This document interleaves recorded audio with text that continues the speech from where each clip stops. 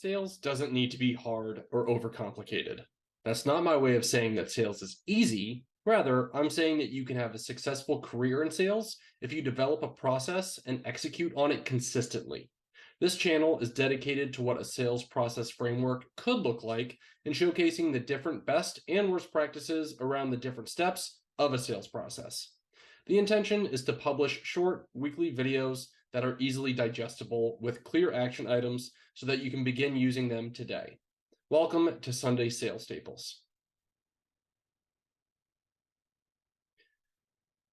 Sales doesn't need to be hard or overcomplicated.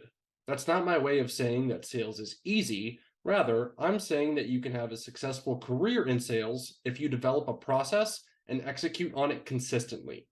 This channel is dedicated to what a sales process framework could look like and showcasing the different best and worst practices around the different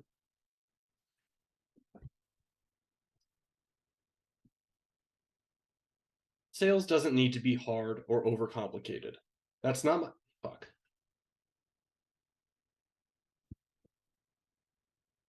Sales doesn't need to be no. Sales doesn't need to be hard or overcomplicated.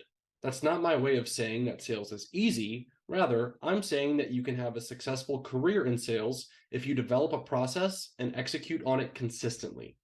This channel is dedicated to what a sales process framework could look like and showcasing the different best and worst practices around the different steps of a sales process. The intention is to publish short, weekly videos that are easily digestible with clear action items that you can begin doing today. Welcome to Sunday Sales Staples. This week's video digs deeper into objection handling. Sales professionals worldwide have to deal with objections day in and day out, and it's important to understand how to deal with these objections so that you can better your chances at winning new business. If you have not watched the objection handling overview video, then I recommend clicking on the link in the description below, watching that video first, and then coming back here to finish this video. This video is dedicated to showing you 4 of the most common objections that sales professionals face no matter the product they sell, and how to overcome these objections with universal responses. Please note, the responses in this video should only be used during the address phase of my AC methodology, which was explained in the overview video. Skipping the acknowledge and clarify stages is a no-go, so don't jump too quickly into these responses. Also note that the responses in this video come after you've been able to have initial conversations with your prospects. Ideally, you have talked once or twice to these prospects and you have a good understanding of their current operations, their pain points, and the problems they're looking to solve.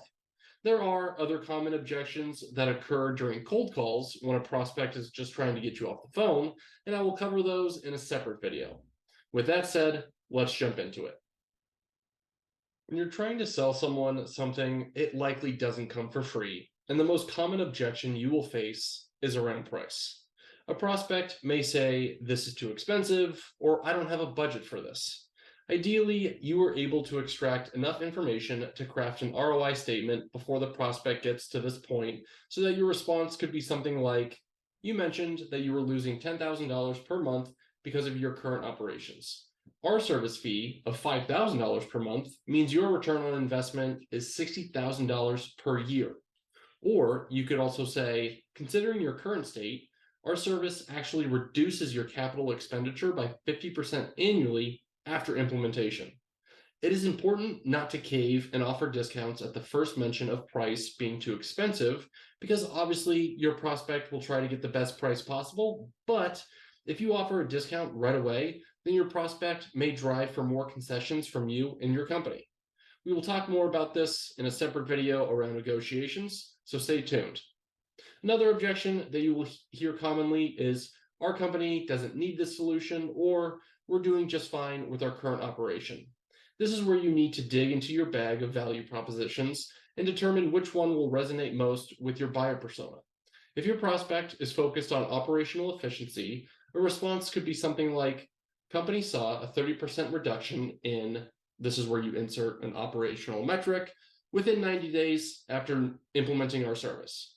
Or if your prospect is in management and they are looking to streamline an employee's efficiency, you could say, after purchasing our software, our customers were able to save an average of 5 hours per week per employee on administrative tasks, which freed space to focus on more important things. It's up to you to create that need so that your prospects are more likely to execute a change.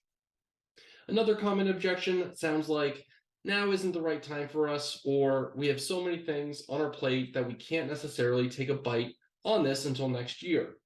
This one is tough because you need to respect your prospect's time and understand that you aren't their number one priority. However, that doesn't mean you should walk away from the table just yet.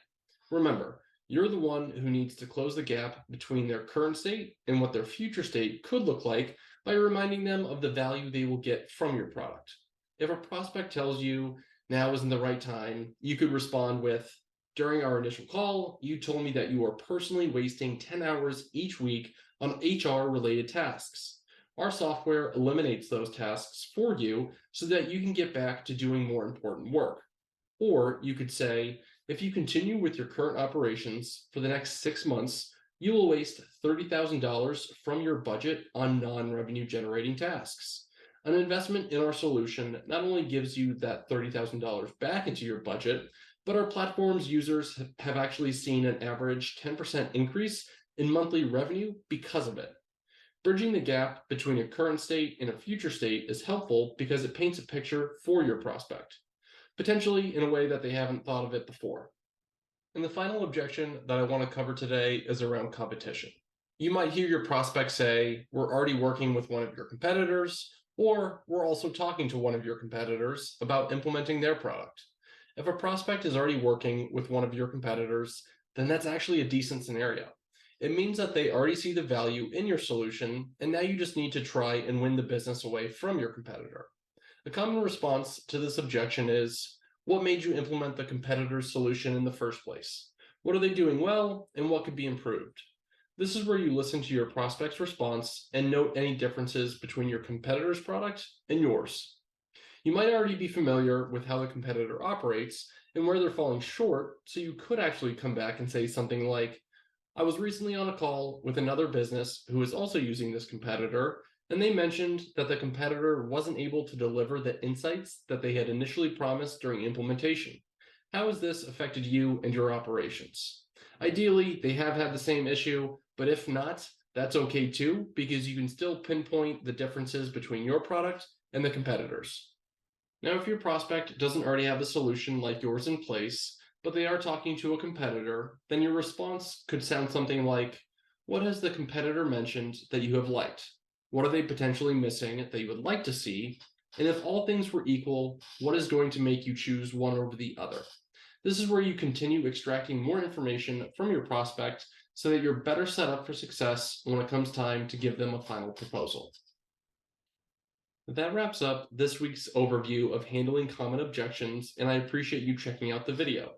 If you want to dig deeper into the skill of objection handling, then I highly recommend checking out some articles that you can easily find on Google. Some people will have similar ideas to mine, and others will differ.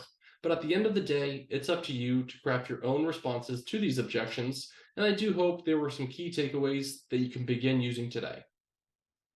As I mentioned at the beginning of the video, sales does not need to be hard.